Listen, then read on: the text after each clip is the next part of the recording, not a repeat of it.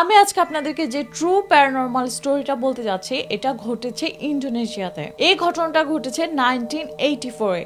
আজমারা নামে একটা মেয়ে যার বয়স তখন ছিল মাত্র 1 বছর। আজমারার মা দুজনই ওয়ার্কিং প্যারেন্টস ছিল, যার কারণে তারা তাদের মেয়েকে দিনের বেলা লুক আফটার করতে পারতো না, কারণ তারা কাজে যাবে। তো ওই সময় আজমারার মা বাবা আজমারাকে লুক আফটার করার জন্য একজন ন্যানি রেখেছিল। আপনার স্ক্রিনে এখন যে ফটোটা দেখতে পাচ্ছেন এটা ছিল আজমারার ন্যানি, যার নাম ছিল মেয়েটা। মেয়েটা তখন মধ্য বয়স্ক ছিল।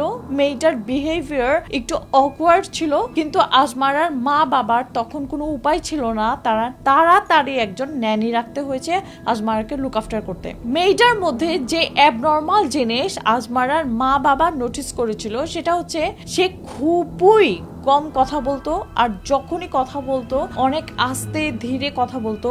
আর যেই জিনিস ওদের সবচেয়ে অকওয়ার্ড লাগতো সেটা হচ্ছে সে মানুষের দিকে যেভাবে তাকাতো। মেয়েটা সবসময় অন্য মানুষের দিকে অনেকটা শীতল শান্ত চোখে, কিন্তু তার তাকানোর মধ্যে একটা নিষ্ঠুরতা ছিল, ওরকম লুক দিয়ে তাকাতো। তো এই জিনিসটাকে আজমারার মা বাবা তেমন একটা গুরুত্ব দেয়নি। তো 1984 এ একদিনে আজমারার মা বাবা সেদিন দুজনই কাজে গিয়েছে। সেদিন আজমারার মা একটু তাড়াতাড়ি বাসায় ফিরেছে, কারণ তার কাজ তাড়াতাড়ি শেষ হয়ে গেছে। তো যখন আজমারার মা আজমারাদের মেইন ডোর চাবি দিয়ে আনলক করে ঘরের মধ্যে ঢুকে আজমারার মা দেখে পুরো ঘর একদম অন্ধকার, মানে ঘরের সব কার্টেন গুলো দেয়া ছিল।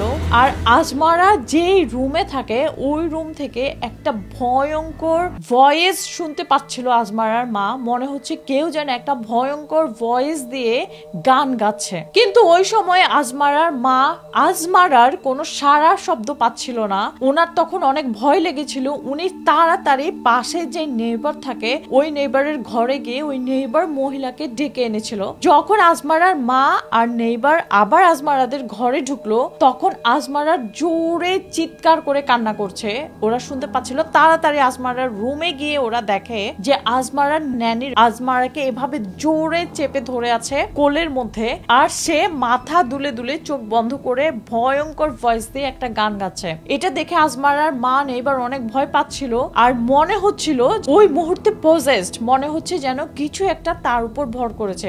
আজমারার মা তখন অনেক ট্রাই করেছিল ওই ন্যানির কোল থেকে আজমারাকে নিয়ে নিতে, কিন্তু কিছুতেই তারা ন্যানির হাত থেকে আজমারাকে ছাড়াতে পারছিল না। তো একটা পর্যায়ে আজমারার মা আর নেইবার জোরে ন্যানিকে ধাক্কা মেরে ফেলে দিয়েছিল, আর ওরা কোল থেকে আজমারাকে নিয়ে নিয়েছিল। তখন ওই ন্যানি জাস্ট ওর গানটা বন্ধ করেছিল, যে ভয়ঙ্কর ক্রিপি ভয়েস দিয়ে ও গান গাচ্ছিল, কিন্তু সে নিজে নিজে কথা বলছিল যে এতক্ষণে তো মারা যাওয়ার কথা, এখনো মারা যায়নি। এই কথাটা আজমারার মা আর আজমারার নেইবার মহিলাটা শুনেছিল। আজমারার মা তখন ওই সময় ন্যানির উপর অনেক রাগ হচ্ছিল, কারণ সে এত জোরে আজমারাকে চেপে ধরেছিল যে আজমারা মারাও যেতে পারতো। এই কারণে আজমারার মা আর নেইবার পুলিশ কল করেছিল। পুলিশ আসার পরে ওই ন্যানিকে ধরে নিয়ে যায়, এরপর জিজ্ঞাসাবাদ করে যে তুমি আজমারাকে এত জোরে চেপে ধরেছিলে কেন। ওই সময় ওই ন্যানির মুখ থেকে ভয়াবহ কথা শোনা যায়। ওই ন্যানি সহ ওই টাউনের মধ্যে আরো কতগুলো ন্যানি ছিল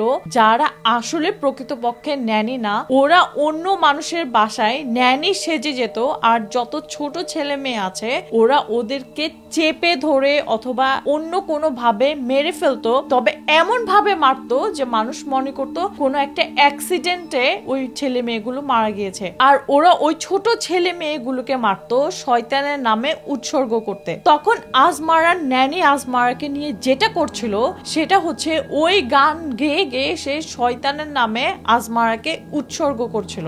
আজমারার ন্যানি একটা কাল্টের মেম্বার ছিল যারা শয়তানের উপাসনা করত। দেখা গিয়েছে ওই টাউনের মধ্যে অনেক ছোট ছেলে মেয়ে ওই সময় মারা যেত, আর মনে হতো ওরা অ্যাক্সিডেন্টে মারা গিয়েছে। আসলে ওই সৈটানিক কাল্টের মেম্বার গুলো ওই ছোট ছেলে মেয়েকে ওরা শয়তানের নামে উৎসর্গ করত অনলি ফেম এন্ড মানির জন্য। তো সেদিন যদি আজমারার মা টাইমলি ওই সময় আজমারাদের ঘরে না যেত, তাহলে আজমারাও শয়তানের নামে উৎসর্গ হয়ে যেত। তো এরপর পুলিশ আজমারার ন্যানিকে অ্যারেস্ট করেছে, কিন্তু ওই গ্রুপের বাকি যে মেম্বাররা ছিল তাদের কাউকে পুলিশ অ্যারেস্ট করতে পারেনি। তো এটাই ছিল আমার আজকের গল্প, খুবই ভয়ঙ্কর একটা গল্প।